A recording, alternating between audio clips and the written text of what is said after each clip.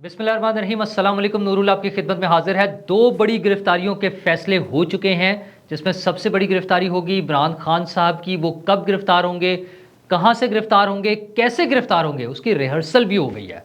और दूसरी, आपको याद होगा मैं आपको बता चुका हूँ कि परवेज़ इलाही साहब की गिरफ्तारी, और वो फैसला हो चुका हुआ है 12 जनवरी से। मैंने 13 जनवरी को आपको ये खबर दी थी। उस पे क्या काम हो रहा है वो अपनी जगह चल रहा है, लेकिन इमरान खान साहब को तो अभी अपनी नाअहली भी नज़र आ रही है, और उसके लिए लार्जर बेंच बन गया है इस्लामाबाद हाई कोर्ट का। लेकिन एक और कत्ल का भी मंसूबा तैयार है। पहले तो आसिफ जरदारी साहब ने वो सुपारी दी थी, उनकी कुछ लोगों को पैसे दिए थे किसी दहशतगर्द तंजीम को। अब पता नहीं दिए किसने हैं, लेकिन इमरान खान साहब को ये पता है कि 2 लोगों को दिए, और कहाँ दिए हैं कातलों का उन्हें पता भी मालूम है। कमाल है वैसे इमरान खान साहब का कि उनके पास एड्रेस भी मौजूद है। और जेल भरो तहरीक में लीडर्स नहीं, सिर्फ कारकुन अंदर जाएंगे। उसका क्या प्रोसीजर होगा, कैसे जाएंगे। और शेख रशीद साहब की ज़मानत मुस्तरद हुई है, तो फवाद चौधरी साहब को नंगा करके वीडियो बनाने की बातें भी मार्केट में चल रही हैं। वो कौन बता रहा है और कैसे बता रहा है। और लेकिन इन सब बातों से पहले मैं थोड़ा सा जिक्र कर दूं आपसे परवेज़ मुशर्रफ साहब की तदफीन का। कल उनकी डेड बॉडी पाकिस्तान पहुंच गई थी, और फिर कल उनकी तदफीन हो गई है कराची में।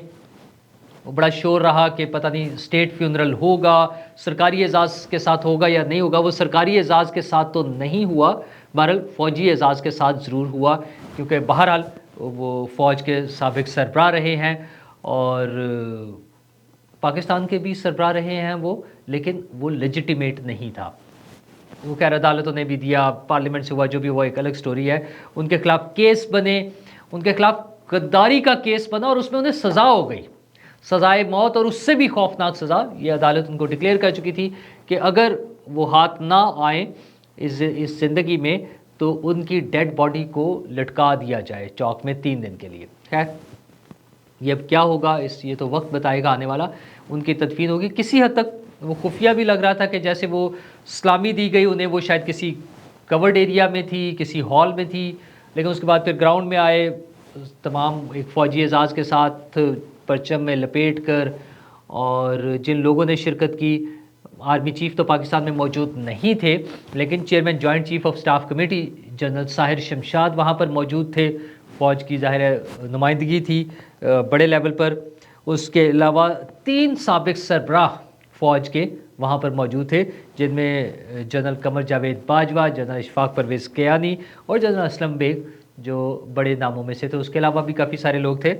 सियासी तौर पर, सियासी हवाले से ज़ाहिर पीटीआई और एमक्यूएम उनके बहुत करीब हैं, तो पीटीआई से नुमाइंदगी फवाद चौधरी और इमरान इस्माइल ने की। एमक्यूएम की तो तकरीबन सारी क़यादत वहाँ मौजूद थी। मैंने कल भी आपसे जिक्र किया था कि अल्ताफ़ भाई ने तो बड़ा तफसीली उनके हक़ में एक ट्वीट भी किया हुआ था, और अमीर मकाम साहब भी मौजूद थे। अगरचे वो नून लीग की शायद नुमाइंदगी नहीं कर रहे थे, लेकिन उनके ज़ाती ताल्लुकात परवेज़ मुशर्रफ साहब के साथ रहे थे, वहाँ मौजूद थे। सारी चीज़ों में सबक एक था कि जो डिक्टेटर इस मुल्क के आइन को पामाल करेगा, उसके लिए कोई अच्छी खबर नहीं है।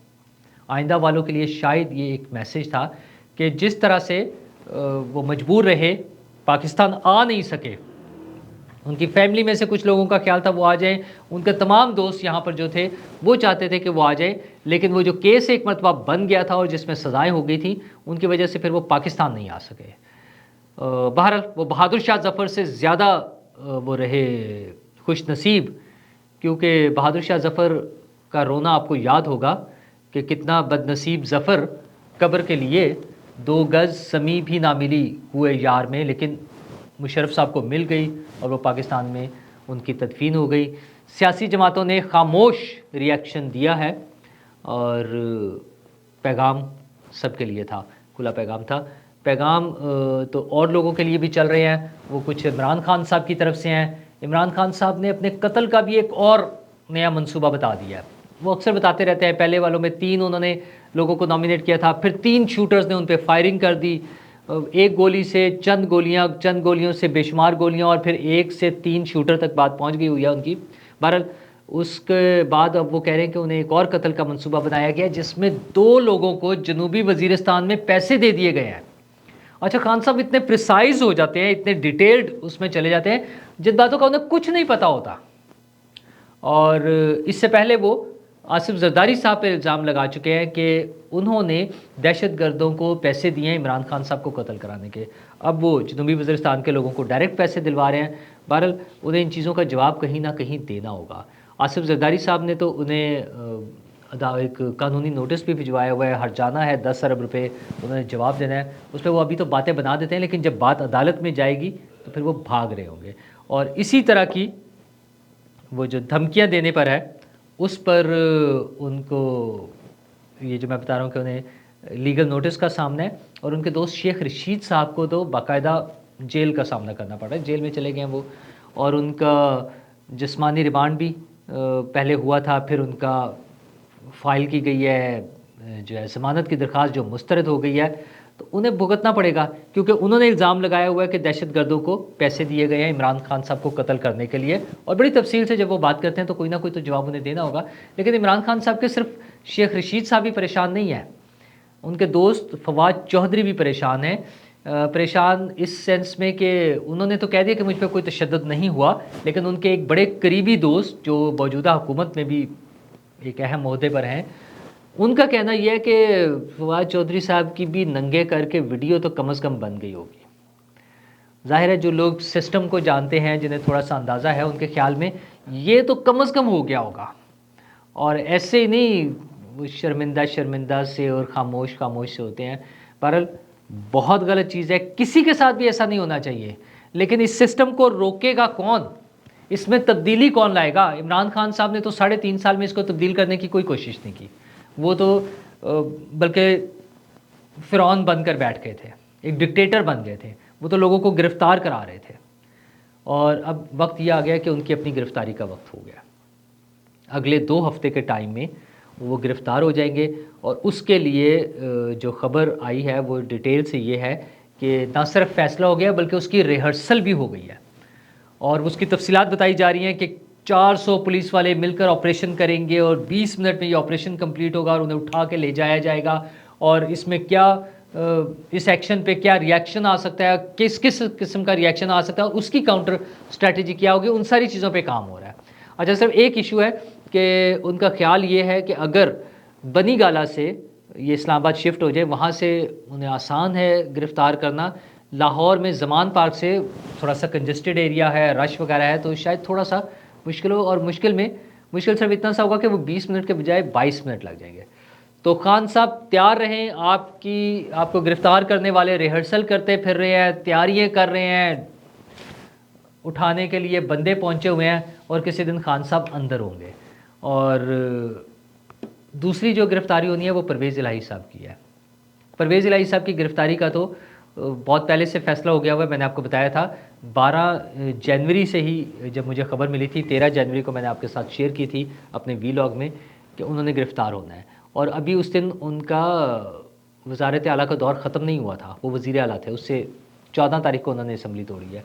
तो बहरहाल जो कुछ कर रहा है सियासी निज़ाम है, और उस सियासी निज़ाम में जिस तरह से गुज़श्ता हुकूमत ने चलते हुए छोड़ा था वैसे ही चल रहा है और ये उसी तरह चलते जाना है, इसमें कोई तब्दीली नहीं आनी।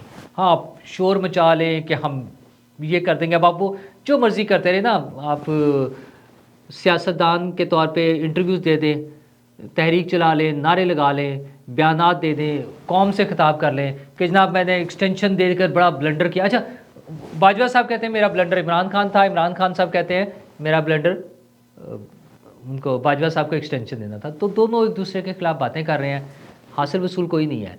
मुल्क का बेड़ा गर्क हो चुका हुआ है, निज़ाम का, सिस्टम का, इकॉनमी का बेड़ा गर्क हो चुका हुआ है। इन दोनों के आपस के ब्लंडर्स ने, वो उसके ख़िलाफ़ था या उसको पहले लेकर आ रहा था, ये उन्हें एक्सटेंशन देना चाह रहे थे, लाइफ टाइम एक्सटेंशन देना चाहते थे ब्लंडर करने के बाद दोबारा, और आज ये बातें बना रहे हैं और करते रहे। और अब तो उनको तहरीक चलानी पड़ रही है, जेल भरो तहरीक, और उसके लिए बंदे नहीं मिल रहे। कल उनके इजलास था जिसमें ज़मान पार्क में ये चीज़ डिस्कस हो रही थी कि कैसे किया जाए, इसकी स्ट्रैटेजी क्या बनाई जाए। तो एक मशवरा ये आया कि पहले लीडर्स गिरफ्तारी दें तो पीछे पीछे फिर कारकुनान हो रहे, वो एक लाइन लग जाएगी, बड़ा एक वो बन जाएगा। तो फवाद चौधरी साहब ने हाथ खड़े कर दिए।